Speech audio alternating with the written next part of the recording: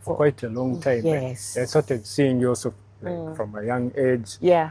Like at time you're into hosting and also acting as well. So like it's inspiring. You know? Thank you. We Thank got you so much. inspired. Yeah. That means a lot. Some years down the road, we're gonna question now, you know. You're into the arts and you know, fortunately you're trying to do your thing. Yeah, so Ate batwatandika okuzannyira theatre teyali nyangu because tewalingawo ssente pase kati nga olaba artists right now nti waliwo ne movies they do like Bina Uganda, the drama series. It was basically on stage. Era nga mate mufunye bantu ng'omanya ogenda kaddigida paka wakaya. Nothing, not even transport, yeah? Wow, but we used to enjoy it because we were so young. Yeah. Nga owulire okyagala, and that is your life, you know? Right. Naye bati wakuwadde kintu, but the company you have around you, yeah. Like, mikwano gyo, bati bakikumala. At 16 oba oyagala ki? Yeah, kituufu. Munywedde chai, munyweddeko chapati, kimala. Oyingidde ku stage abantu bakubidde engalo, that's enough for you, you know? And it's your passion, exactly. You know, it's what you love to do. Yeah. You do whatever it takes to, exactly, you know, yes. like, to just be on set, you know. No, lava, like, and hang out with those guys in Mwalanga that time. I remember Abe Muchibi. You're acting with Abe Muchibi. Yeah. Acting with Mariam Dagire. Ashraf Semwogere, Katolu Bwama. Generation yamwe. Obo oyagala ki ekirala? Yakabi man. You know? Yakabi kwa setting the pace for young millennials like myself to follow. Yes. Yeah, I know when you find like as at least you see like as achievement in something, like film, like it makes others believe it's possible. Right. It's you know it's achievable, you know. So like man, here we are. Also, we are trying to represent. You're doing so well. Yeah, thanks. And like let me tell you something. Enako zonyiza okulaba abaana abazannya. Ngoli azannyamu mbuzannyi. Living the character. For us, it was so different. And Nkasa Abaku director because he was our director, Abem Chief. Yes. Kulabanga agama step down. You have to live the character.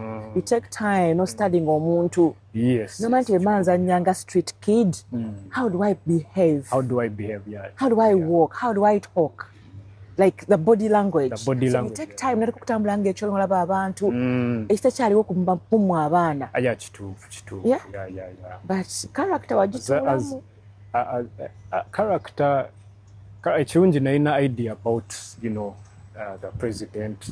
You know, I've seen him for a long time. So I had at least I knew stuff about some of his traits, you know, his mannerisms. Engeri gy'atambulamu, engeri gy'ayogera, you know, like people love the way he talks, you know, can be comical at times. So like for me, like I just added on whatever you know info and knowledge I had about him. I know. So try and embody the character, be him. Yeah, so like, and I'm shocked omanyi Oluganda.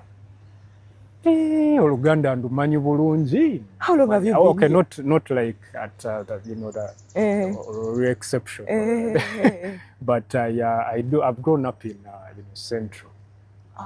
Central Uganda. For most of my childhood, you know, I remember from a young age twabira kwenaja na nkumbi eyo with mom. Yeah. Awali busy. Yeah, very active. Yes. Yeah. And then from there twasengukanga nnyo.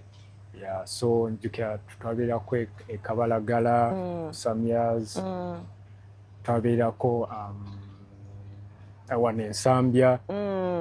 Awali abasirikale awo. Yeah. Okay. Yeah. But for most of my childhood ogendo yiga Oluganda nzijukira nali nnyo like naine mikwano like nali nsambanga omupiira. Yes, I saw that. Yeah.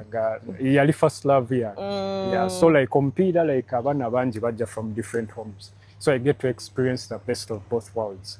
Abali mu ghetto, n'abo abali mu middle class, then the highest class. So I got to experience the best of both worlds. So nayenze since nali ndiawo wakati, can't say we were really lacking. You know, at home, mama yakola buli kyasobola okulaba nga, you know, obulamu bugenda mu maaso. So like kyokuyiga Oluganda mukwano nainami nga abasinga bava mu ghetto, then the middle class, kati nga those were the friends. So I got to learn and yes, ndowooza siri bubi nnyo. Toli bubi natidde. I was shocked sijja kulimba. Okay. Welcome to yet another edition of Share with RKB. Hope all is well. Mukama yebale bakuma bulungi ddala tumwebaza weather nungi aye n'omwezi guno kuba nga tugutambuza bulungi bwetutyo ddala zamu bagamba nti mwekuume maama nkatirira gwe mukwano akaseera ke tugenda musikangu ak'ebyobufuzi abaana baffe tubakuume tubabuulirire naddala abavubuka naddala maama ng'olina omwana mulenzi okumugaanira kuba kutini nnyo naddala kutuuse mu kumenya amateeka. So sweetheart gw'oba otandikirako kennyini mutuuze awaka yogera naye mubuulirire kubanga akaseera kayinza okutaba kangu ddala gy'ali ate ye oluusi alina kyaba ayagala naye gwe maama aba akulesa atya. So gwe muwulira omutima gwo bw'owulira ajja kiteeka mu matu kubanga maama ajjukira gwe musomesa asookera ddala.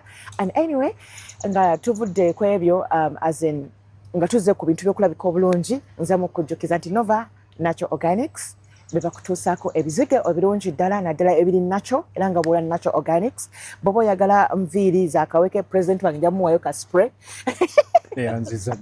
hibiscus ofuwamuko enviiri ne zeetaggulwa bulungi ddala naddala abaagala okuba nga ate enviiri zibeera zigonda ate balina ne shea butter balina moisturizers ennungi ddala eza cinnamon n'ebirala bingi ebigwa mu kkowa eyo sunscreen zonna zonna bazirina. So banoonyeeko Nova Natural Organics be bokka abatajja kujja ku lususu lw'olina just oglowinga buglowinzi n'osigala ng'olabika bulungi ddala. So today with me funye omukisa okuba nga negatiddwako ku president waffe wasimwise president because bw'oba walaba ku movie gye bayita 27 Guns ezannyanga Yoweri Kaguta Museveni omuto gwe naye olunaku olwaleero I'm a fan because yanzanyira bulungi nga ddala president oyo gwe twalona emyaka egyo bwe yali afaananira ddala nga ndaba omwana ekifo yakituliramu ddala bulungi ddala.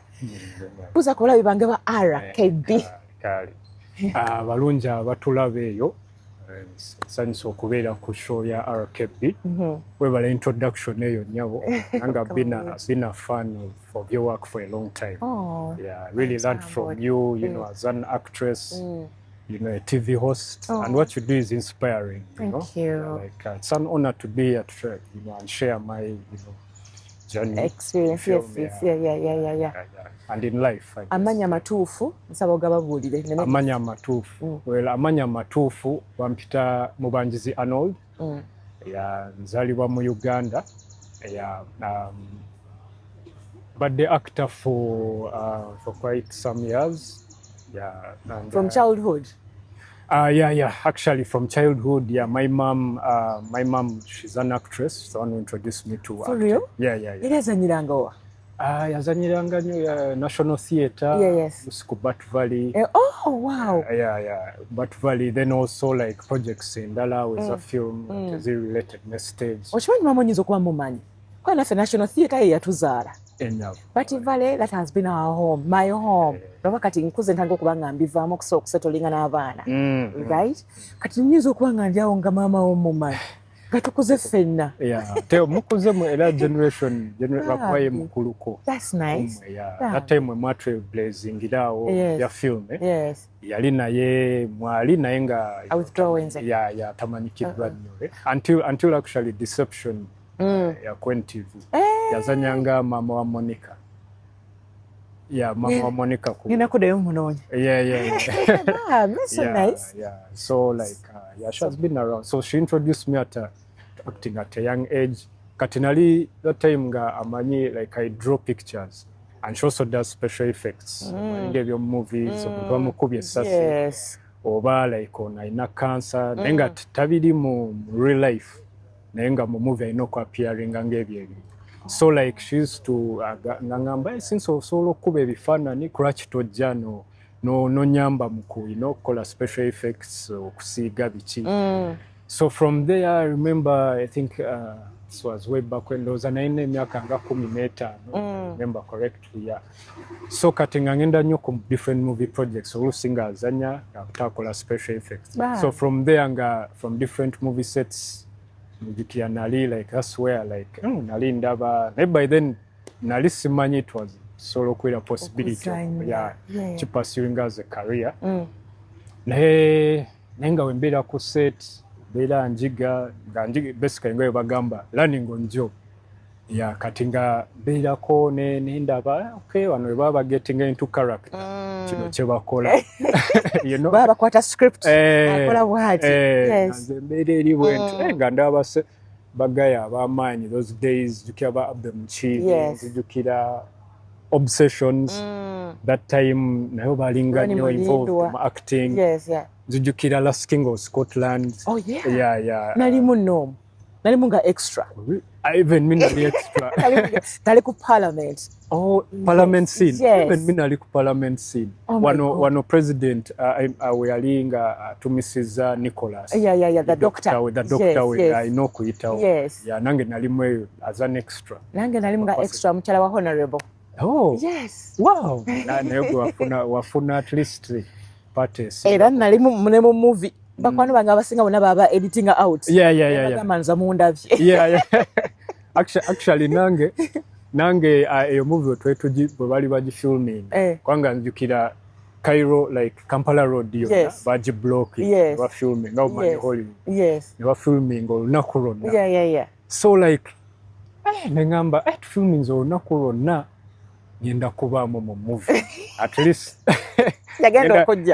yagenda okujja nzukira nayita mikwano gyange nibagamba nange nze ndi Hollywood you know tuli mu movie ne Forest Whitaker you know Kerry Washington agenga bagamba gwe chakabi naye olimba maybe otukubisa nimbagamba mujja kulaba kati movie we yafuluma tuli awo ninze scene jukira yali mu beginning tudde zikinda president bamwimba gundi Idi Amin inviting Nicholas to doctor gamba scene yeno kati nga tutunula bwetu ba showing just a split second newe nonyanga tawela sirabika na kulabika nengamba naye Mukama Katonda ebintu bino bwebityo kalimu n'omwami wange talina we yalabika Ruth Wanyana talina we yalabika I was so happy nalimo ba seconds ngamme kala sweet nenderaba because I remember mami wange yaja my mom ali UK wera bweyandaba nangamba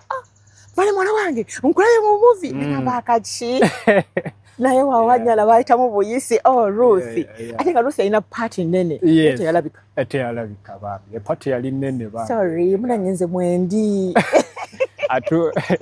at least twali ku Hollywood project I know kuna yawangula ne Oscar so tuina Oscar true. somehow I know so no kubira extra like as experiences nzibadde munyo for this big breakthrough of acting as a president by the way a latest movie jembaddeko eri ku Netflix wajita Cartel of the Punishment Island I have to look for it it's made by Lukman Ali so it's a short feature. The yellow jumper. It's the first Ugandan to put in a movie on Netflix. Ugandan movie on Netflix. Twino kwa gile bintu ebyo bana Uganda bebakoze. Naffe tubanga tubazamu kumanyi. So gai movie bagita bata? Katera of the Punishment Island. Okay. Eri ku Netflix. It's African folk stories reimagined. It was a competition. Netflix funding. It was a competition between Kenya, Tanzania, Uganda. Unfortunately, we won. Wow. So like we're looking forward to doing more projects with Netflix. Ona wanyumirizaako wano before nti okulidde Najarankumbi, Nsambya and Kabalagala. Areas zoyogera zonna ziri very very active for a young boy. Yeah. Wabona bulamu bwalinga butya for you okuba mu ezo areas ziri very very active. Really, omuzadde ate ng'olina mami yekka. Well, for me, of course, nagaya bana basinga bava mu ghetto, like naigira nnyo from them, like how they survive my life, because bamanyi they know if wagamba ngenda funa olukumi leero omutwalo wadde nga taluyina bugenda okuziba ng'alulina. Kati activities zaabwe like oluusi kale they were like fights sometimes. You know, like ogenda mu ghetto walingawo bino ebyokukola ng'amalowoozi abayimbi nga barasita babeeraawo nga naffe oluusi tuva okusamba omupiira tugenda ne tubajoyininga kati nga oluusi nga balina kino ekintu ekyokwagala okasuka kyebaga okasuka amaloboozi. Yes. So kati ebintu naffe like nabigezangako like actually they are good people getting bamanya on a personal level. It's just that sometimes people have like babalabira mu kifaananyi kirala. Yes, but naye getting bamanya they are human beings with with goals and they are very creative, by the way.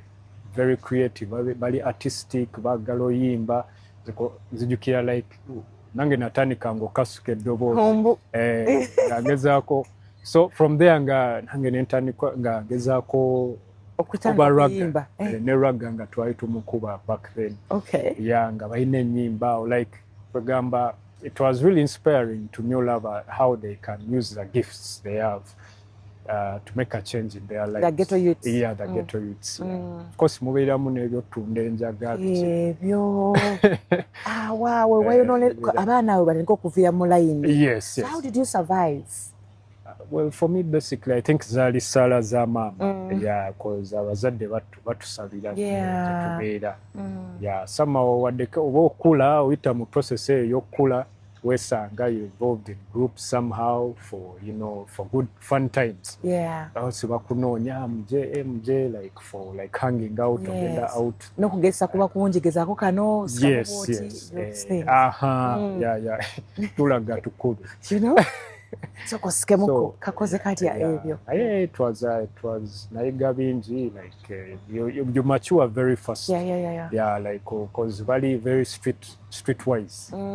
Sanganga they know how to go about life. Omuntu nga akulidde mu comfort zone. Kiba kizibu like okubeera nga yakula mu birowoozo mangu. Naye for them osanga because they found bambi it's a struggle at home. Maybe tata teyaliwo. Kibaleetera becoming like individuals very very fast, like mature men or women, like osanga balowooleza wala waggulu nnyo and they're independent. And abasinga bakula mu character. Osanga nga bali babehavinga ng'abantu kyokka nga muto. I know. Yeeyisa kintu kikulu. I know responsibilities on his or her back. Agamba ngenda ayitamu ntya mu lunaku. So like, is that a good thing for a child not to behave like a child? Do you think it's a good thing? Well, it's not I think it can be two ways. Could be like an advantage and a disadvantage depending on how it affects the child. Yeah, because omwana yenna aba ayagala akule n'asanga nga amaka gali bulungi, mama ne taata we bali, not coming from a dysfunctional family, agala okulaba nga they need to feel that love, nekati omwana watakifuna kimu affecting psychologically like later in life kwanga aba ayagala naye feeling ng'abaana abalala. Actually it affects psychologically. Because olaba percentage esinga abaana like abakulidde mu dysfunctional families or where there is no like family setting, most of the times they find like relationship wise olaba nga ebintu bibasumbuwa even old age.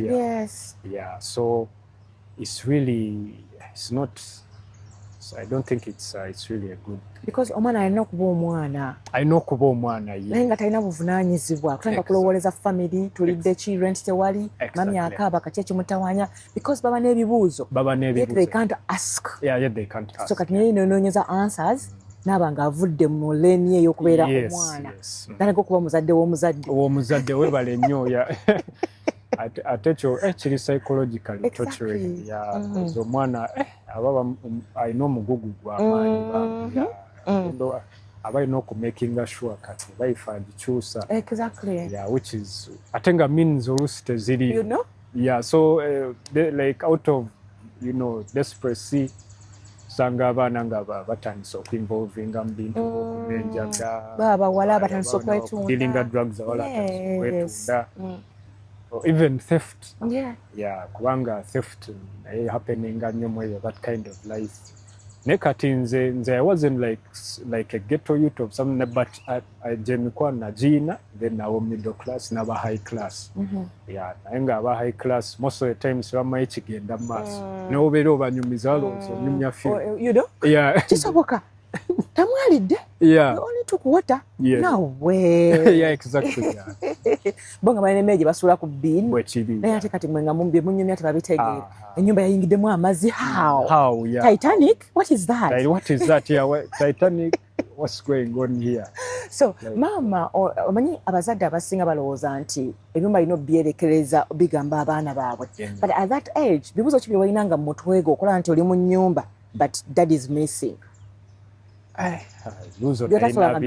yeah but actually like we were like bringing that light like obutabigamba mom so for me no growing up with that dad I remember it was it was really taxing mentally because like you say like as a child you like you can be out like in the open or wherever you go and then you see like a family unit you see you know parents with their children and you're like but God why you know why not me you know and that affected me really psychologically and I got to a point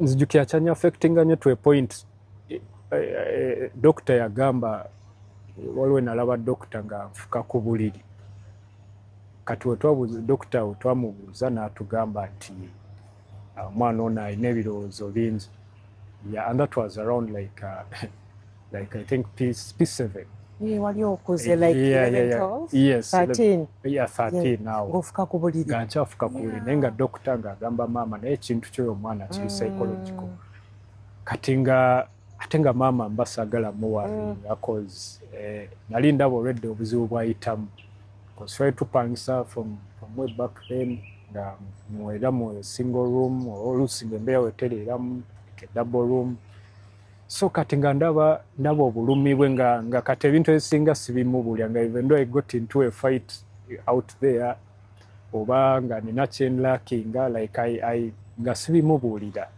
like I would take it upon myself and be like okay like how do I figure a way out here yeah without you know worrying her yeah so yeah it's crazy like I know yeah it's crazy wemulabanga nga akaaba yeah namulabanga nga akaaba nga ndaba oluusi obuyambi tebuliyo like financially you know because I remember even school fees was a struggle like I was in and out of school most of the times yeah agendako kujja kanjiiro bamugima yes etali makindi awo yeah makindi yes oyambako kuva ekibuye jja kanjiiro ng'ogenda nge makindi yes naye by then yali ku like Tirupati Mall way yeah by then yeah nga tujagala nnyo Jack and Jill went up the hill nga ke theme song esomero eriwo to fetch a pail of water Jack fell down and lost something then yeah stuff like that so like naye era samala kunanjika nakoma mpitu ne nga bolengera bajja okubanja omanya ko oli kulisi yes abango bafi then nengenda ku Buganda Road Primary School nasobola okumalako paka P7 ate mweyagala masomero malungi ga bbeeyi Jack and Jill Buganda Road gona masomero by then teganafuka ga UPE gali tegana gali nenga at that time at least sente yali nga kyangu okufuna kase mama yakugambanga bigambo kye byakuyambanga okubeera grounded obutagenda nnyo na muyeye because out there oyina mama gwoja okuyamba ng'omwana we ali mu mbeera bwato single mother but I know mwana ono tayagala agende nansi kaba tekuba kusalawo okwo okubeera mu ghetto but weesanga gy'oli well omuzadde nze kyanyamba like from my experience mama yaŋŋambanga nnyo genda mu church yeah so like nagendanga mu church kati eyo nga nafunanga emikwano gya church yeah so ate nga like mu church osobola oku Katonda zukusa mangu like kyosobola okukola like gifts zoyina so like for me there like kyanyamba nnyo then also yambuliriranga naŋŋamba kino tokikola ki like nandaga ekkubo ery'okuteekinga like she was always there like to guide me in life naŋŋamba like how to ajigiza how to be a man. You know, if you want something, you have to work hard to go and get it. Yeah, tewali agenda like kujja kuwe on a silver platter. Katate, fortunately now film yali escape for us ne mama.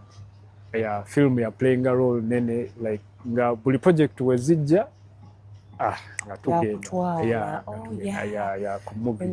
Ofuna diversion. Enfuna diversion. Kati nga from there nga it was a great escape nga kikujja mu reality. So nga oli wabazanya naye nga awulira nga naye awulira like man kino kimpa relief it's what I love. Kwa nalengera kuga nti no bazadde bangi batuuza abaana baabwe ne bayogera nabo especially the boys. Ne ano abaana abamu tebavaamu okitegeera omuzadde n'atula n'abuulirira n'annyonnyola ne mukyaki n'amutwala nga bonna bwe bakuyisaamu but omwana n'atavaamu oza waawo wagaanye.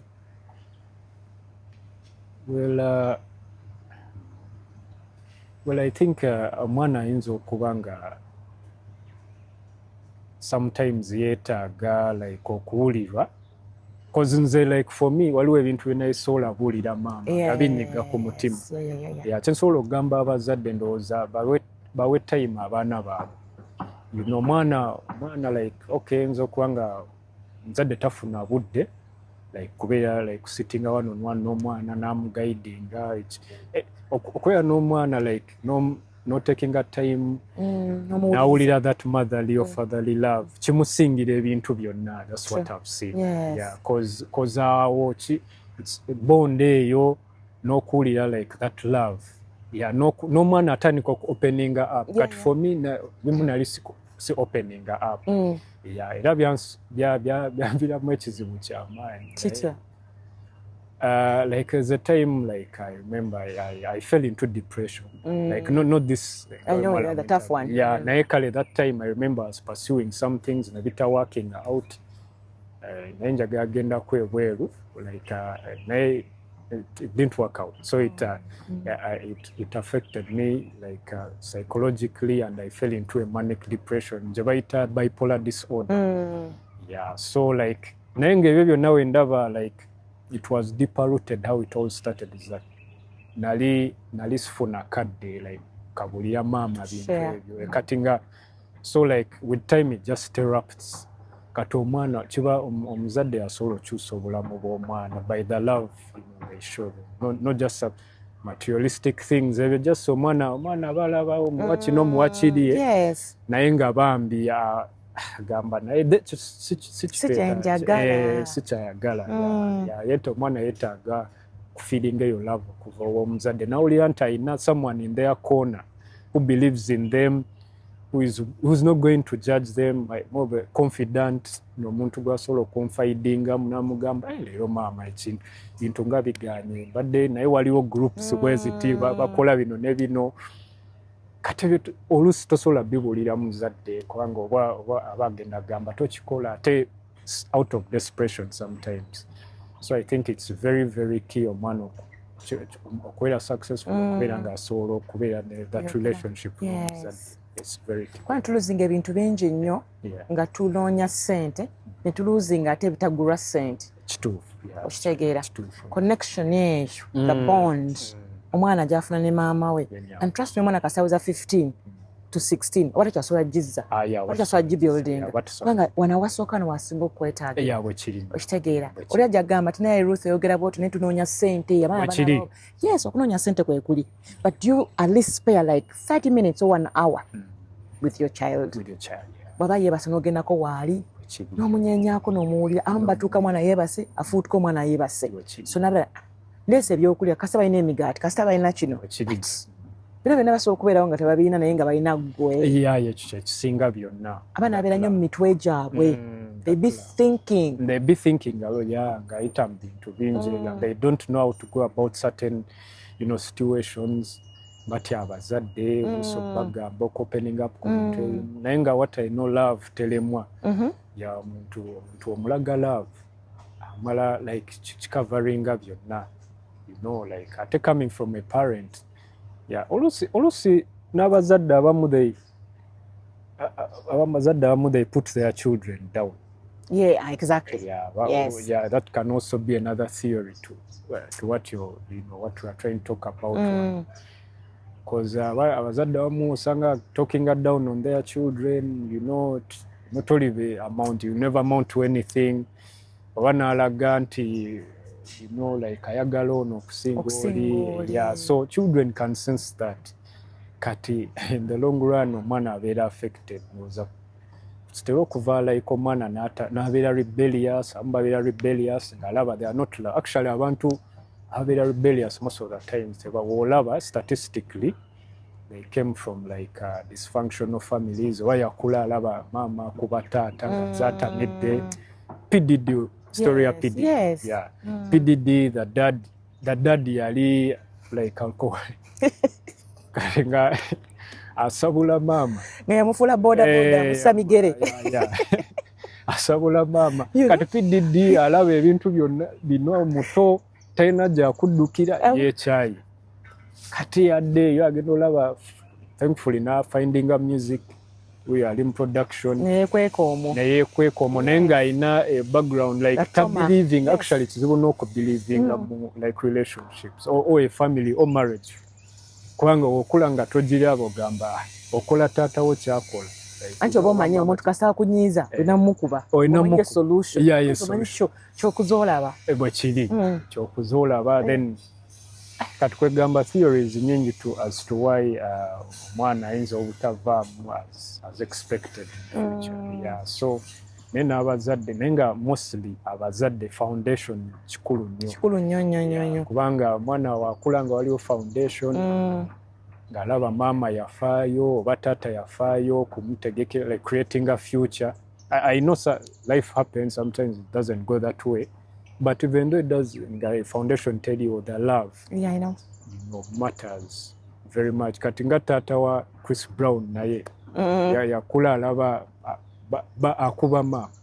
So Chris Brown okuba Rihanna. Yeah, chabulijjo. Yeah. Abakazi babakubamu. Yeah, he believed in beating or disciplining.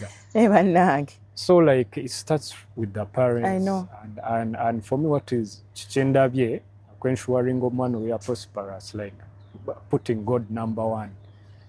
Kwangu nze ine mikwano like jemanyi like watoto like watoto church when I'm meeting wadde ngamba manyi bakulidde mweyo like Christian setting zadde babasabira niwe bagenda mu byensi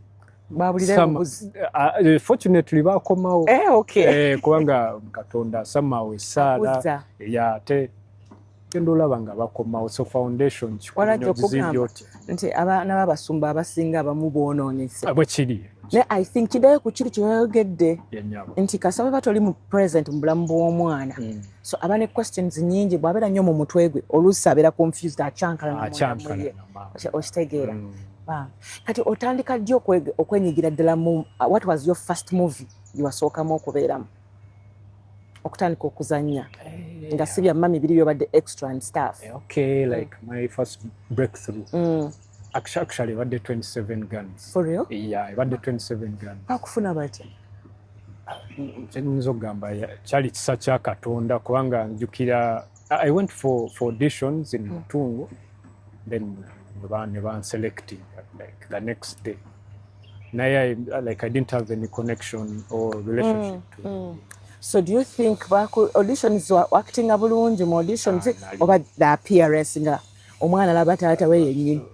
Mazima kwanga ekiyinza okunyamba ndoza kyebaku mu kubyoku acting kwanga I was really an experience as an actor then.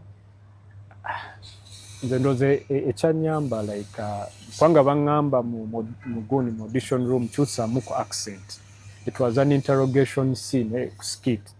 Kati nga waliwo gaya ateeka emundu ku mutwe gwagaye gwawambye nga ayagala mujjamu information nga amuteekako emundu intimidating amugamba if you don't tell me this I'll put a bullet through your head ngo not like find ways of like getting this information out of the person. So I think bwe bangamba kyusamu ku accent that was some of the plan, but I was shaking. I remember. I can imagine. So accent wajikyusamu otya? What were you saying? Bangamba, can you try and like change your accent and speak some, which accent can you do? I remember I tried doing Russian. Yeah, because I speaking Russian. Yeah, I remember. Yeah. I remember zinongeza aba Putin ezo. Yeah, so it's what I tried to do. Yeah, so then I got, okay. Yeah, then but my nerves were everywhere in the audition room. Yeah, so nga bantunuulira bangamba naye kyo naye nga ba understanding like I've never been like, you know, On trying to set, perform on yeah. that level, Yeah. you know. So they could see through all that. And I think even the resemblance, nze nange ndabedda yasinga okuyisaawo. yeah. Wagenda nga okaza audition ya Mr. Museveni oba wakola just audition ya kifo kyonna? At that time bali tebanatubuulira. Yeah, because for security purposes. Ngeri gy'omanya, like, Yes. keeping it classified. Kweza ensonga. So bwe batugamba it's an interrogation scene. Yeah, that's what they told us. So nayenga it was crazy because nzijukira nasangayo ba cream de la cream aba movie industry because that time before that moment your audition room like that day before mama yajja tubeera kireka nangamba ano domanyi mutunge eyo mpulira wali auditions nembuuza movie kinangamba simanyi naye genda ogezeeko.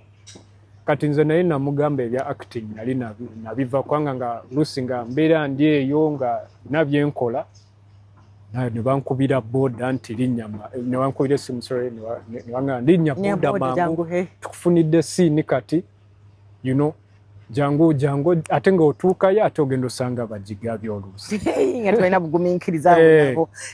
Kati oluusi nga ŋŋamba like va ku byokola mangu genda auditioning funa boda oluusi tolina.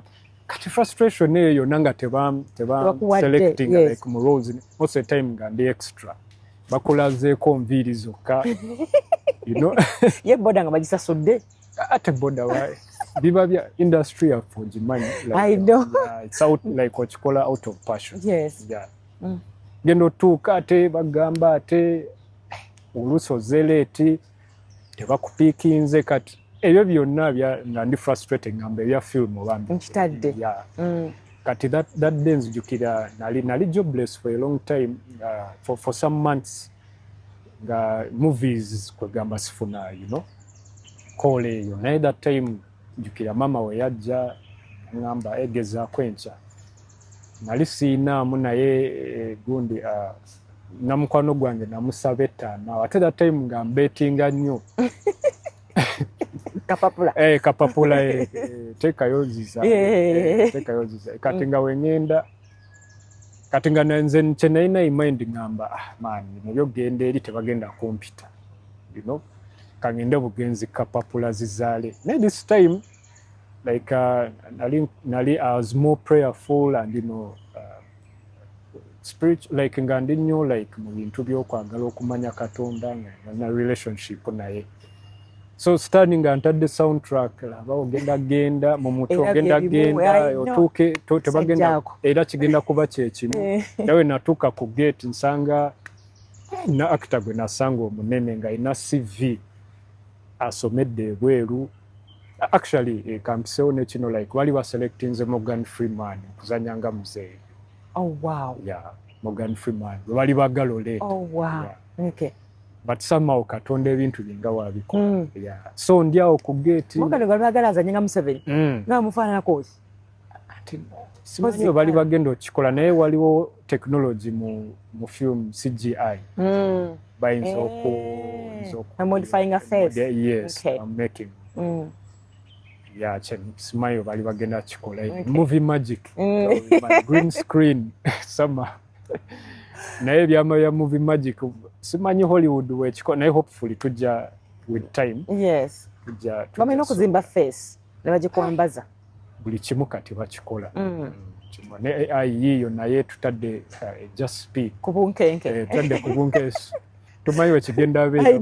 Yeah. So tuka ku gate. Yeah, so ntuka ku gate ndaba nina actor gwe nalaba. N'omulala eyajjaawo mu motoka nengaba naye wano nzize kumala budde nandyegendedde mu kapapula kange. Kati jukira even ne transport samukozese like ettaano mukwano gwange ze yampa natambulawo from Kireka yute Kinawataka then noviiramu Mutungo. Yes. Kati I used to know those because nali nga omanyi Lucy nga mpitayitamu before. Yeah. So I use that shortcut nentuukayo ndola zisivyawo zivaayo nga bacekinga nsiina kyenina. Ngamba wano koze eki okuyitawo kati awo njukira asikaali yantunuya nangamba simanyi ndowooza ebintu bya Katonda nankwatibwa ekyo yambuuza gwa ne mugamba nambuuza oyina CV ekikoga ne mugamba musajja CV eya movie like at least ekyokulaga like nti yawadde obadde mu kintu ID gamba sebo yakubuulira amazima ntegedde ku short notice embadde nsaba ngendengezeeko nangamba okay it's okay nempitawo ate ngenda oyitawo ate ndaba abalala bali ku balcony awo waggulu kira best actor mu Uganda yaliwo ndaba bangi oyitawo n'okuba ne kajambo nga like people are like are not seeing you know because no one knows you. I know, right? Yes. So like ntuuka munda fortunately nasanga Aunt Sarah Chisaus or what is AIM deception yazanyanga mami na Raiso yamutumidde nnyo gyali eyo yonna yanyamba nnyo mweyo moment of conditioninga tewali omulungi mami waffe omulungi abadde mulungi nnyo. She has a good heart ayagaliza ate ayagala olaba nga film etuuka wala eya Uganda and she's trying to like inspire many like, you know, the youth who are interested in acting to like, you know, pursue this career of acting. So like and mutabani nawoze mutabani oze nawe mutabani yangu bambi bana atera okumala mutabani ja tula wano tula enanga yali conditions naye yaze conditions naye yali amaze okay nenga omumanya agala nyo film dozira nga akyayitamu so nangamba mutabani duka mangu funawo skita awo bana atera omala nenga ne tuitemu ko wali wasigadde. It was the last day in like the last hour of that day audition nga wali kumpi kuggalawo kati yali awo nanga ne kasi manager najja nangamba oze kale yangu abana atera okuggalawo bantwala speed ya ne tuyita mamna Raiso nangamba katulaba ino line jogere booti soko okwate line jogere booti kati adda akoze ate zanyamu awo kati ganzanya naye nga nkankana ndaba abantu abaliwo banene. Yes. Ate nga ndaba ne wetuli ngamba ate no project ate yandibe eyakabi ndaba ennyumba gye tulimu ngamba bannaye kyekigenda mu maaso wano kati tumala oyitamu awo like after like some minutes like ne bajja ne bampita to the audition room tugenda ogezeeko so nagenda ndi unprepared China nerves everywhere naye we natuula yaŋŋamba n'okuŋŋamba toyina CV funa drafting awo ku lupapula mangu mutabaniwanika mangu at least obeeko kobalagaawo bagambe nti wayi kino kye kinjogerako ene ŋŋamba okay nenfunawo olupapula nengira mangu kati we natuuka nenzija lwali ndowooza njuka lwalina folded nga ndaba eziri wali zonna ziri neat ziri sealed kati awo soundtrack mu mind nga sitani aŋŋamba olaba toyina chance wano kati mu bintu by'otambula ne Katonda atuyigiriza otambula by faith not by sight kubanga oluusi bw'otambula by what you see or what you hear or what you taste senses ezo zitera okulimba sitaani aba akuli busy yes. Naye kati otambuza faith eyo that's what carried me through kazijukira story ya David ne Goliath how slayed you know the giant. Yes. So nze olwo yali ateekamu like soundtrack y'obulimba nga nzisaako eya Katonda kyagamba ng'akita and there I would get like morale nengetinga like hyped up nengamba ofuna confidence so nengenda katono kena like rehearsing bwe nayingira bwe nti remember nga bambuuza gwani n'entuula. Olwo nga ani ali awo ku pano? Ku pano director yalimu munda, Sharp Sewali. Okay. Then ne Natasha yali somewhere. Natasha yennyini? Yennyini yali ne banne. So bwe watuukawo n'omulaba nga ye. Man, nali nkanka nga sola nakufokasinga bulungi. Nga tomutegeera? Nga nakankanye edda ngamba. Man, naye nga nze mutima ngamba wayi Katonda ne wanyamba nenfuna omulimu ngonna ku project nfune entandikwa. Like, so yingira, oli prepared for your casino? Not even prepared. Like I was like 20% prepared. Nyingira nkankana na bambuuza eki gwani nimbagamba obadde movies ki aga naye last king osikato nabagamba ekya extra okay. So walaba ku Forest Whitaker, they were really nice, really nice nga tebamalaamu maanyi. Walaba embeera eyo kankana esusi so omanyi audition. Yes, you're an actress. Like, it's not easy. Like getting like nerves is audition room is still this day whenever Brad Pitt bakyogera. Right? Osobola ne lines nezibula mu mutwe. Nezigenda zonna. Nezibula. But Denzel Washington won auditions. Kale abo abamu bali booked till like 20, 30 or 40 because already there. But era bakugamba okubeera actress omulungi ba actor omulungi olina okuba ne nerves ezo. Bwekiri. It is normal and it's good. Era oba tozirina manya kiganya. Manya kiganya. So olina okukawulira ako nga kamwekali kakitegeera. So auditions o performing bulayini bwo wakekali kogamya kaba Russia. Akaba Russia ako koba ngamba just ingezeemu mu accent yonna gye nsobola. So like ndyawo ngeza kati gwe nali intimidating yali like the director Sharp. Yeah. Go are you intimidating? Yeah, kati nga like uyamu ya auditioning for the guy who was intimidated. Okay. Yeah, it was one like role we all auditioned. Bwavaye wakkiriza nti okakubye oba wakkiriza bukkiriza? Walina just faith? Nalina faith, to be honest. Kubanga we nafulumira nafuluma ndi bwenti nga ntunudde wansi nenfuluma ngamba banaye nkoza amajani wano wo namaze obudde kati nandibadde ndi ku bete ndi ku mopi sakazadde singa kazadde kati bakubira lyesimu okugamba nti oyise ya kati nzijukira the following day jukira ekirekawo actually like wali near Waiki Benda we yakulira. So waliwo omukazi tonatuukawo Benda we yakulira waliwo omukazi nga asika muwogo.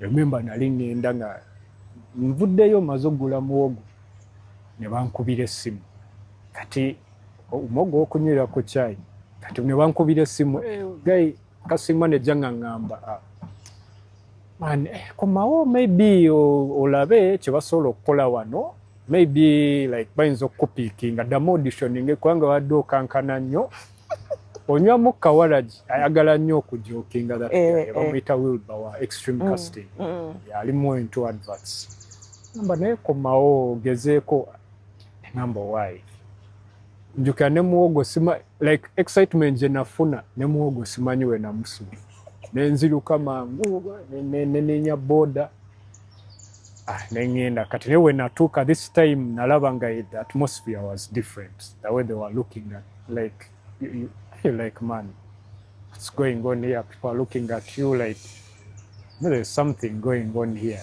but that was before they revealed that I was going to act as the president.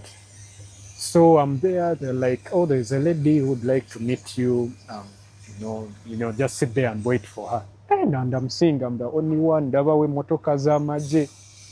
Nengamba omuntu kyeka bamuyingiza amagye kati nga tategedde. Kyogera kuzanya abasirikale. Oba ngenda mu magye ebintu ng'ebyo.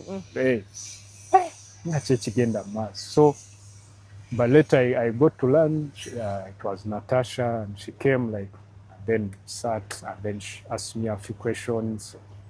Yeah, then from there, that's when bangamba you're going to be my dad. Yeah. How is she? One-on-one. Well, she's a good lady. Oh. She has a kind heart, and she's very patriotic. Yeah, she loves Uganda, Africa, and she loves to see cinema thrive, Ugandan cinema thrive by telling our African stories. She's a wonderful lady. Bwatula naye walaba ng'olina mwana wa president, the first daughter, oba ng'olaba nga tuli with a normal person, a normal Ugandan, oba like director wa movie. Namulaba like bwe nali nga sikkiriza like one of those pinch me moments. Nebase oba ndaba munsuneko nzukukekyeka. I'm missing something here. Ndaba bulungi, but she was so humble. Ayogera bulungi, like ngamba ng'olaba ali ayagala kumanya oba naasobola tugeze. So like it was so inspiring to see like that level of humility for a first daughter. Yeah. So from there that chances are mine. Yeah, ngamba why kanyongeremu nange nkole kye nsobola. Katulera kunyumiza kyera kunyonyola kyakubuuza biki? Mostly it was about the character. Yeah, ambuza like new actors, you know, the president. What do you know about him? Like his character, you know, how he walks, how he talks, and like his heart, you know, his vision. Why again? Yes. Yeah, okay, I'll make more research on this where I need to, like, where it is necessary. And like ebitawo webiri buli kimu kye weetaaga like ongera okumanya about it. Yes. Yeah, so Yukira, that was really helpful because you know as a performer, like if they give you that and make it light for you, you know, like, and having that support, it's really a big must. Tell me about mommy. Oda yako mugamba ngena kuzanyanga kaguta. Mama ye yali takikiri na yalowooza oba engeri gye nali nagwako mu gundi bipolar gundi ngalowooza kyeka obulwadde bukomye. Nangamba biki byoyogera nzukira yakubira ne dokita awo we yali nga atuyamba mu rehab, but that was like after 3 years.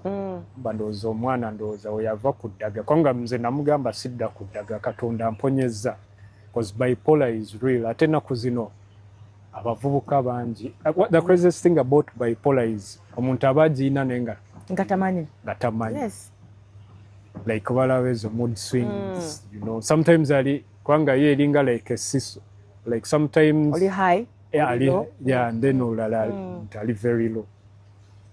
So like nzijukiranga nze naye namugamba Katonda amponyeza ekinze sidda ku ddagala era nga badokita bamugamba omwana ekiri very dangerous omuntu adde ne bipolar walivaako kubanga walivaako wafuna relapse kiba kibi nnyo, ayinza obutadda. Ayinza okubeera nga mu relationship ne Katonda nalaba ndawo omukono gwa Katonda. Amina. Sola kudda ku kino ne mugamba. So like mama yeya mweyo yali agamba naye bannange mwana ate eralikirira bweraliikiriza until we started shooting, then she believed. Tell me about wano okuga nti ogenda kuzanyanga president kubanga awo newembeera nze mba ngenda kweramula ogenda kuzanyanga kaguta movie yonna egenda kukwatagana ku ye. Like bakugamba ssente oba gwe weeramula bakubuuza Charlie Mo contract century Charlie Mo already mo contract. I didn't want to mess up the opportunity. Because didn't want to mess up the opportunity and like ngamba atembere demand and this is a life-changing opportunity here, you know. And how do I like make this count? Do I make the right decision? Okay. Yeah, thankfully. When mutandika okushootinga character yakuzitowerera. Character yali pressure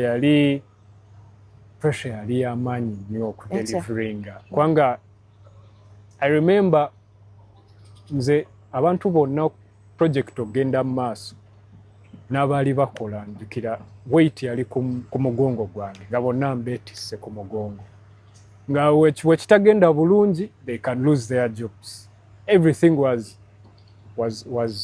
counting on me to execute the role for even like my fellow colleagues who had their jobs, a lot was at stake. Now okuzanyanga mzee like engato nene ngato nene nga I'm here like ndaba it's my first big role. Ate omuntu abalabyenga bamuvubuka like mu myaka gyo n'agendera ddala paka kati waali. Yes, character bagitegeera bulungi. Ngamba kato cause njukira ne twali filming like the first 2 weeks I remember na walosinje twali tukolaawo twali somewhere yeyo like some army barracks kati walo mzee yali atrekinga ne group ye kati nga inabe no kwa dressing aloba generals ao ba mkwano je kwaliko Magara Tumwine Ali Kigongo ya ba comrades babo kati nzijukira nga sina new experience. Moses Kigongo, yes, sorry, yeah, Moses Kigongo, yeah.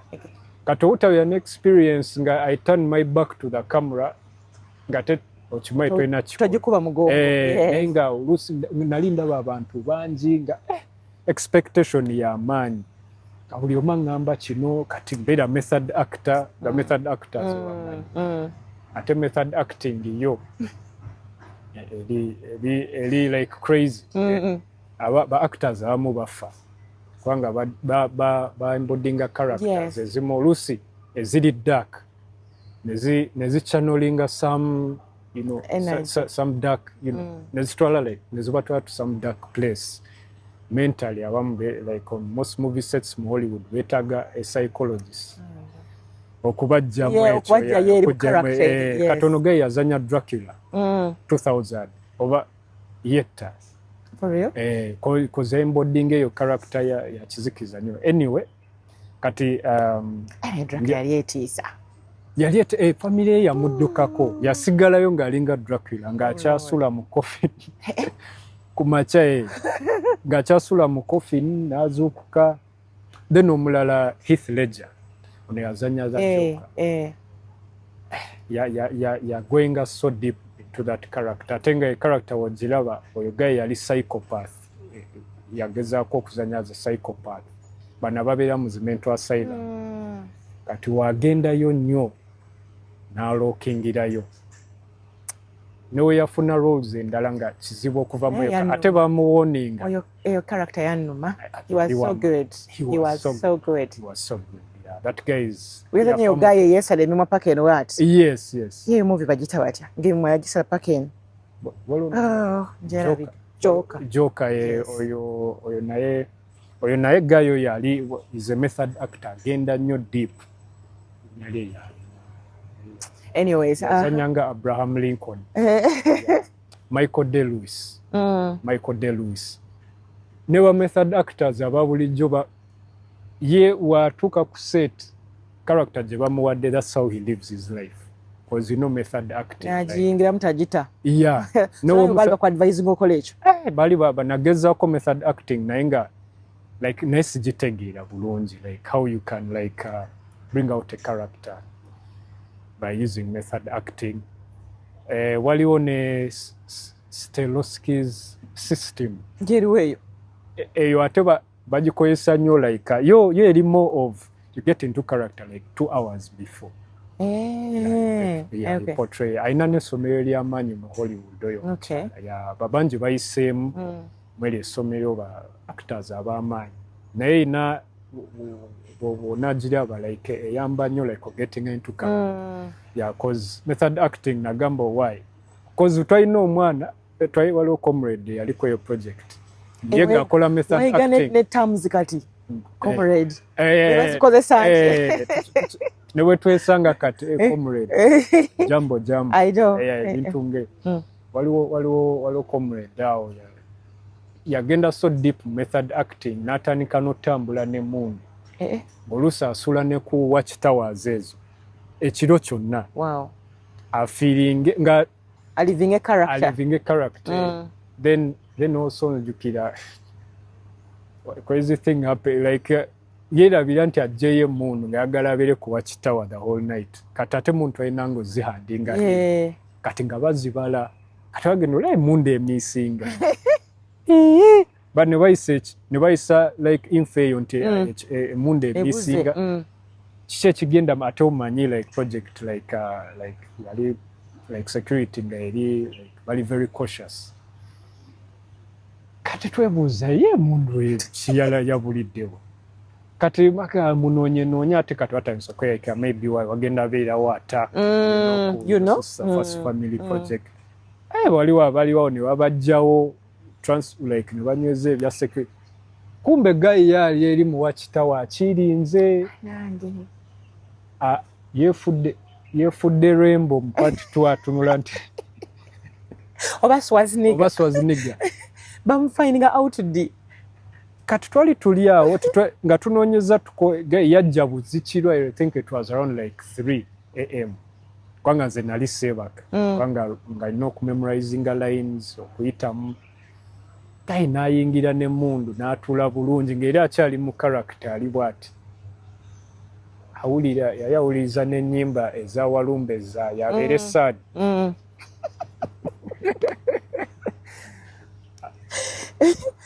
abeere sad mugamba ate katoyo gayi character gye yazanya ng'erina hierarchy walina ekya hierarchy bagamba ennaku nga bisanya ne muzeeyi oluusi nga wemba tuli awo tetuna shootinga mugenzi ofuna breakfast ye naavayo nagamba muzeeyi bring for me that tea era nga ali mu character ng'era ali mu character antu nga tayogerera waggulu abantu ne bakyuka ba characters ono gaya kati kwegamba method acting yenalabako number why Stanislavski theory jakukola paki yasinga okukalubiriza mu gundi yonna mu movie as muzeeyi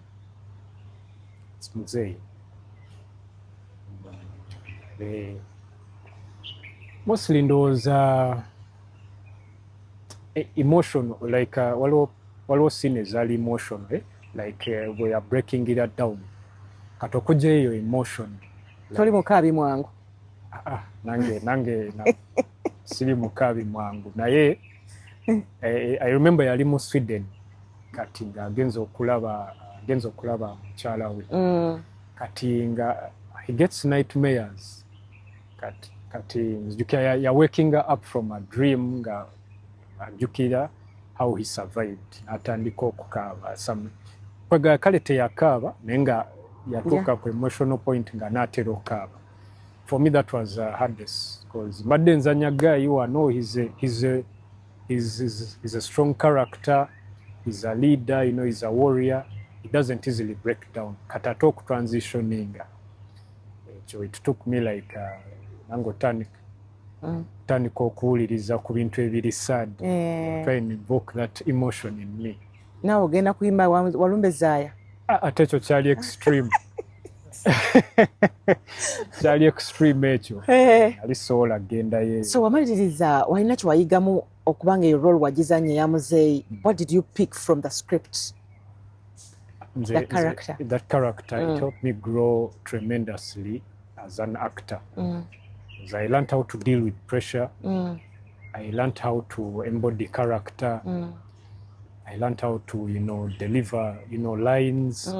You know, like everyone can read and memorize, but bringing out whatever you're supposed to play is that takes like you as an actor or actress to really like, you know, like surrendering to the character, you know, and you know, like and just be the character, not act but be. Because acting nagendo yiga is not about like acting. Like, people can tell if one is like trying to act, but if you just embody the character, be it, you know, it's believable to the audience. I know. Yeah. So those were like my takeaways of like from the whole experience of acting.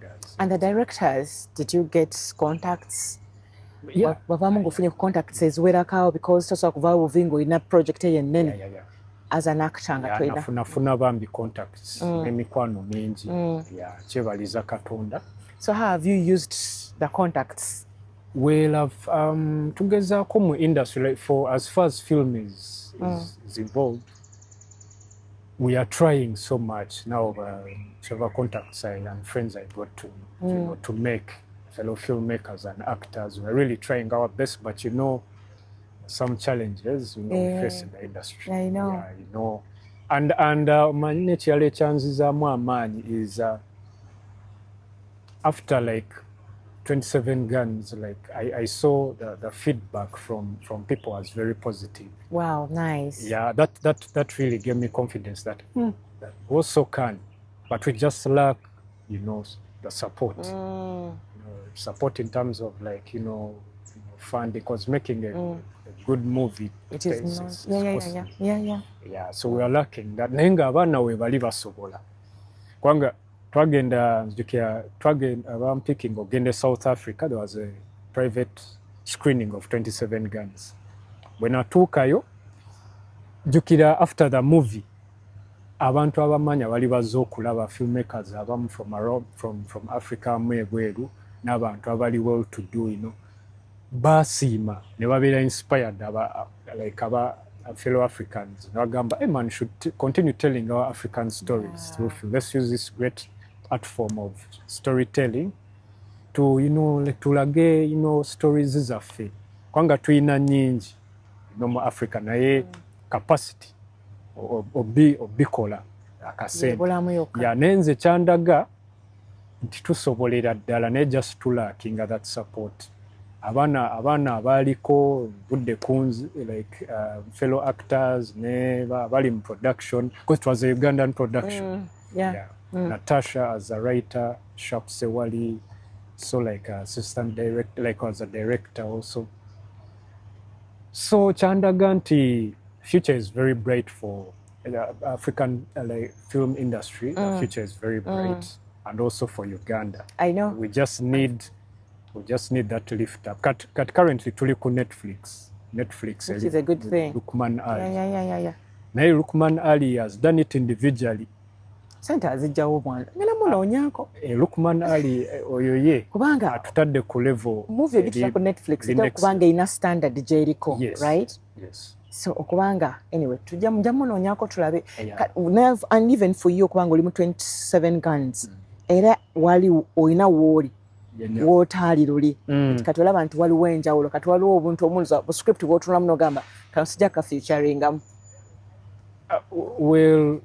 Well, not really, because right now it's about of course Javira's kind kwanga waliwo project ezijja nolaba nga surely takyali waliwo kati nga ngolaba like ogenda okukola naye tali about film ali like just agezaako okukola kintu kye kikwateyo kikubakuba. So like most of the times nababuzanga nempita mu lugi lw'emmanju nesitakomawo nga si yoli Arnold gwe wadde bamanyi bezitoyeemu naye ng'ate ekyo I'm always like trying to like learn my whatever I can okulaba nga movie industry genda maaso. That's what it's naye nga it depends. Waliwo abo abamu ng'olaba maani bali mu byabo, then wabeerawo abaagalira ddala film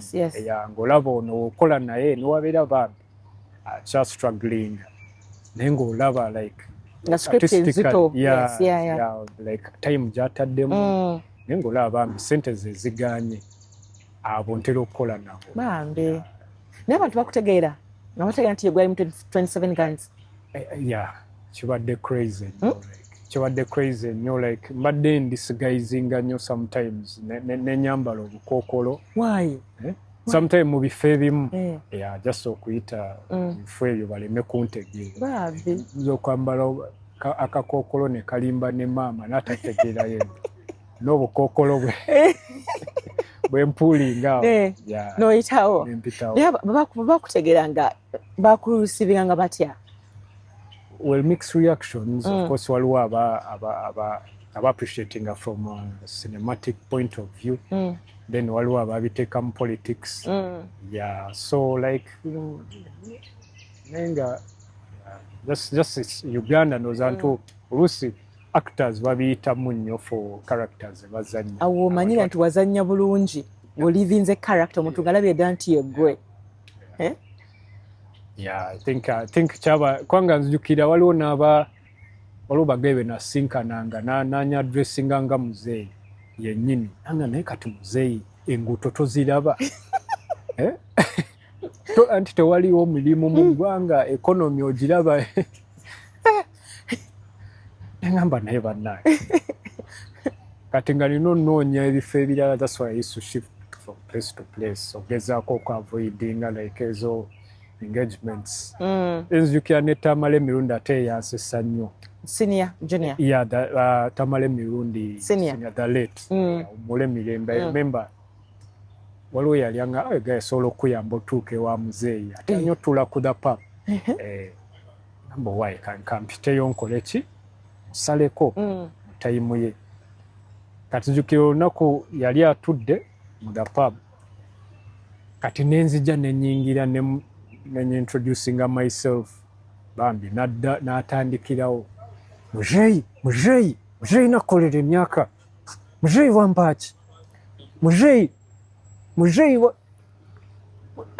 nga wabuli wagira muzeeyi wankolere nekusaba nenkugamba onkolere kino muzeeyi nga ntunuulira bwa Tamale yagamba bambi nemmanya ina frustrations ze naye nengamba waayi kulu kansooka enfulume wano era nafuluma neŋŋenda.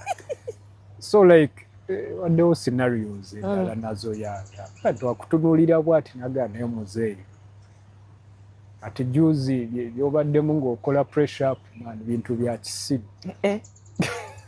Laba nga tebala nti oli muto kwoli.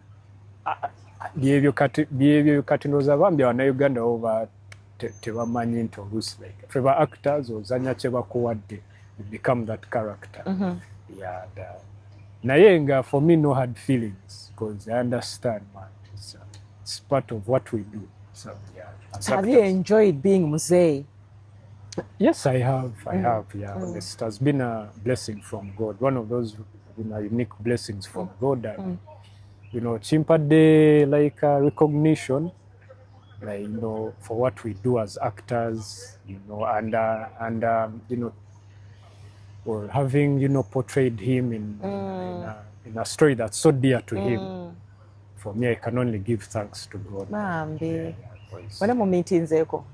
Yeah, I'm meeting a couple, I think like thrice. First time was in Rachitura. Went to see him. Because nenga kizibu kale okwogera naye. Nenga atwadressing. Kizibu kwogera naye Rach? Like waliwo yali atwogerera kale. Okay. Yeah, unless nga bali unless nga engage conversation. Because mzee is a general, bagala nnyo protocol. Tebagala bintu bi disorganize. Ate ono nakuba olwali, ate ono akugamba wacha. Wewe nini? Wewe. Let's be orderly. Let's be orderly. You are saying, my bazukuru. Now you're here.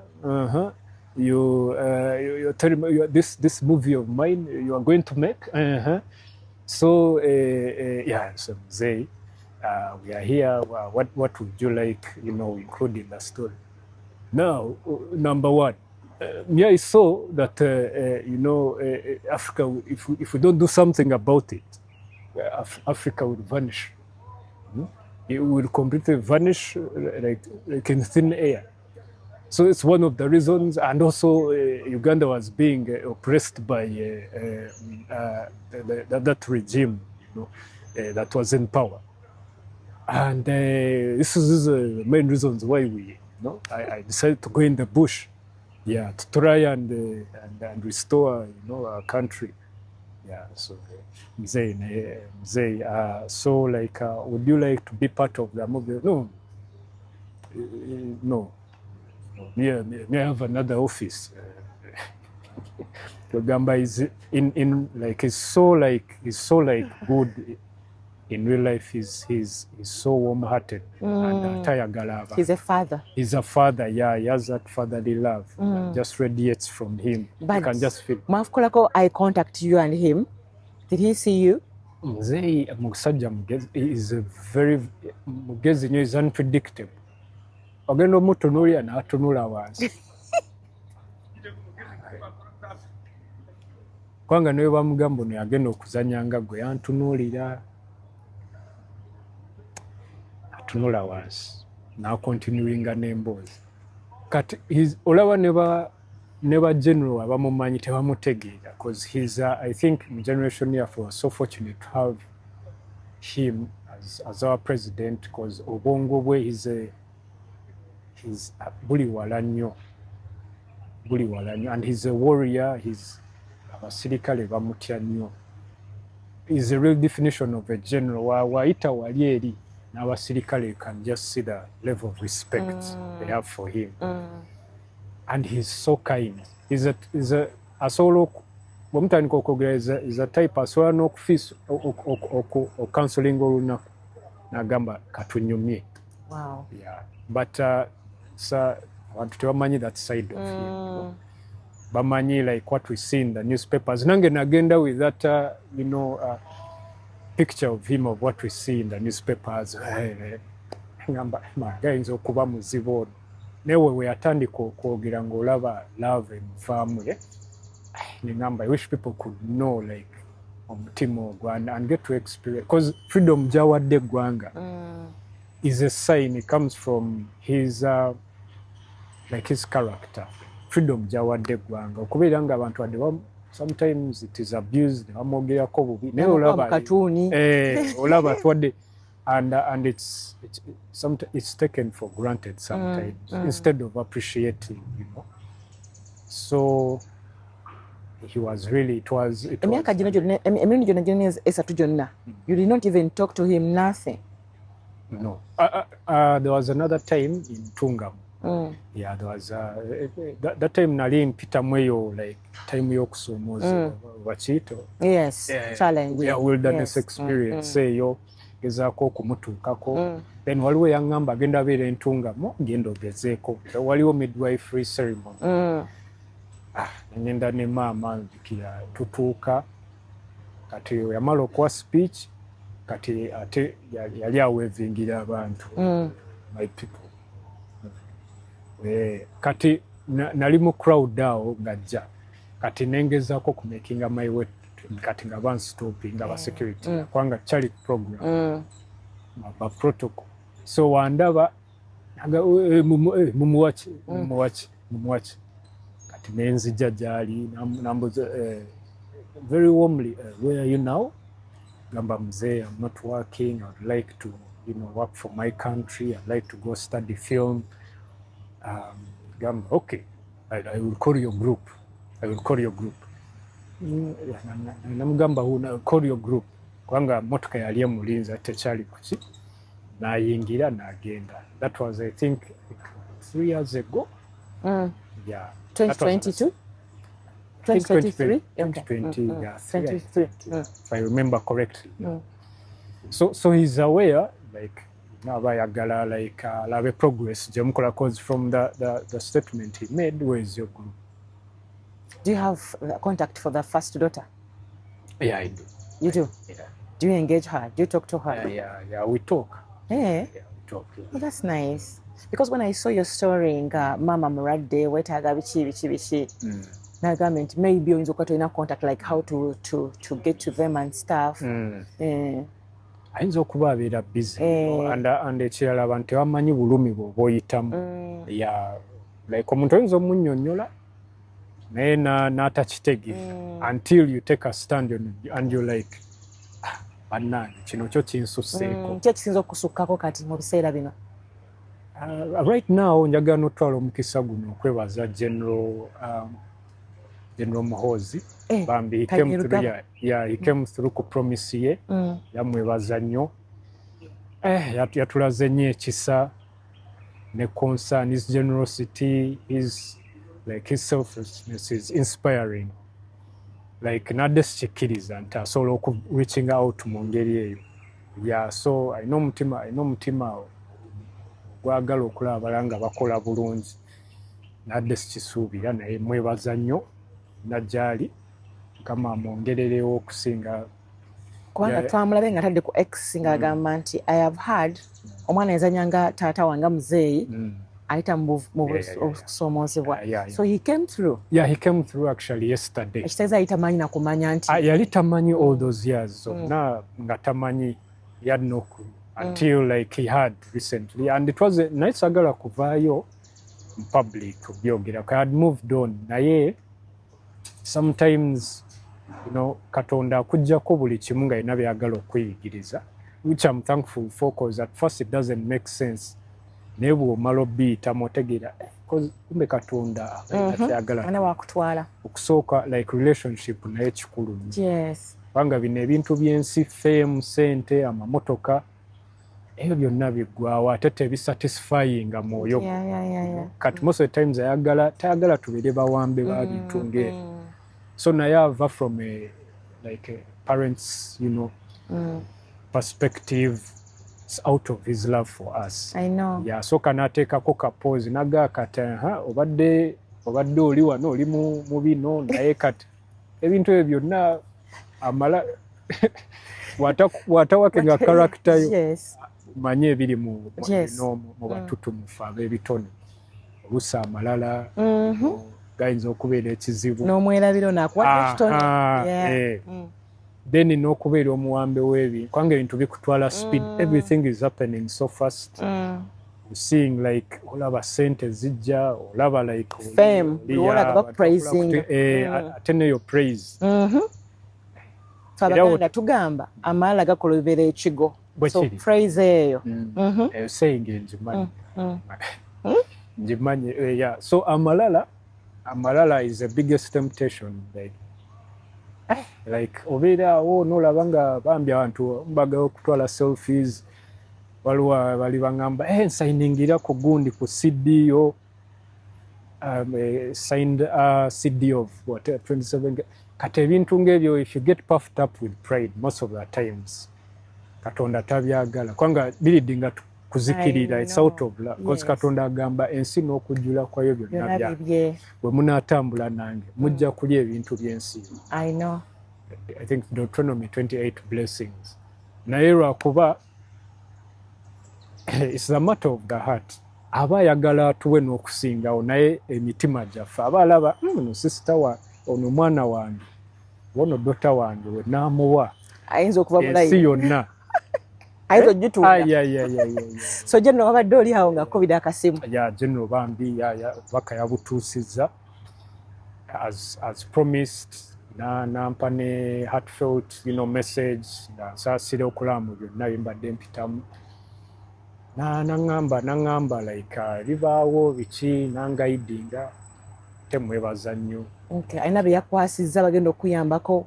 Yes. Okay. Also kwekyo like since kati tuli part of team MK agala okulengera solo zimba movie industry. Amen. Yeah. Amen. So cause ayagala arts naye. Okay. Yeah. So ebintu byetwagala okutunulamu. Okay. Ayo totuukeyo ne weerabira ate nti olina gy'ovudde. No. Sobola lwa nsonga lwaki oluusi tuyita mu kusomoozebwa okw'amaanyi nze nayiga empathy. Feeling for, you know, for others pain. Kubanga nasinkana nnyo ba youth nga bali mu a dark place. You know, balaba ensi eri affected by, you know, ebintu nga webimanyi mu ggwanga. So abamu nga olaba bali beekutte enjaga, abamu babeera mu bibaala, abamu like benyigidde mu bintu oluusi mula tebiri right, you know. Naye just cause abamu beevaako, you know. So nze ekyo so kubeera ng'osobola okurelatinga nabo like mu struggle, like notegera youth yatambudde okuva ewaka paka mu town najja n'akunyumiza ate nga nange nayise mu ppanya okutuuka mu town.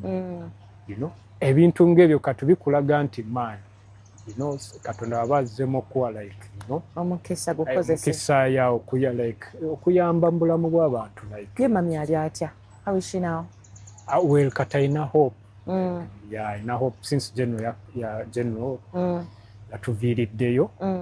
Yeah, I'm trying to like kumujjamu eri embeera we better health care awantu awali convenient ta stressing. Kati nature physiotherapy ngezako muteeka ku physiotherapy. Yeah, kwanga ina that stroke emusumbwa.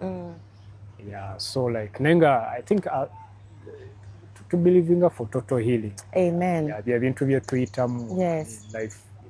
Are you dating? Are you seeing someone? Yes, I am seeing someone. Yeah. Okay. Do you have a child? No, not yet. Right. But I have Natasha. I have Patience. I have Diana. I have General MK. These are my children. Even you, abazukulu, bagara nnyo. Wow. Well, switch the other thing out. One has a living a character, but a negative jomoge danga wayogera. Even the eyes, emikono. Yeah, let's try and do my best. Okay, so what's the way forward now? The way forward, I'm trying to get to tuli ku Netflix. Jagala kola ne Netflix. Then also tulenga etsobola okukrezinga like standard ya movie industry. Okay. Because already twine attention, we are known for like cause for Netflix kwetuli Lukman Ali Kabinyo atutadde ku Netflix. Amen. You know, individual like tutemanyige tutuusaawo kati then nature twagala okula 27 Guns wogiraba ku International Movie Database na rating ya wabule esingako ne movies ezimu eziri mu Hollywood. Ngate natuka ku Netflix kweli? Netflix steady. Lwaki temututeerako ne tulabako naffe? Yeah, I think tujalabe engeri gyo. Ojja kwogerako with your daughter? Yes, Natasha. Natasha, I would say Natasha. Is she your favorite daughter? Natasha. Natasha is very dear to me. Bataba yakufumbira bw'otambula naye yatulagako behind the scenes. Yes. My favorite is my special kid. Okay. Tusuubira nti yajja n'okuddira mu ntebe.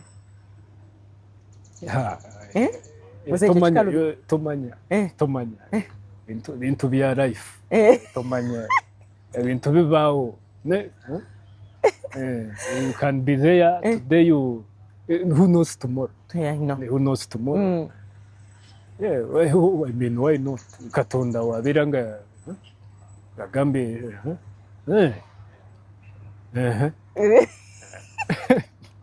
Natumba twogere ku tattoo.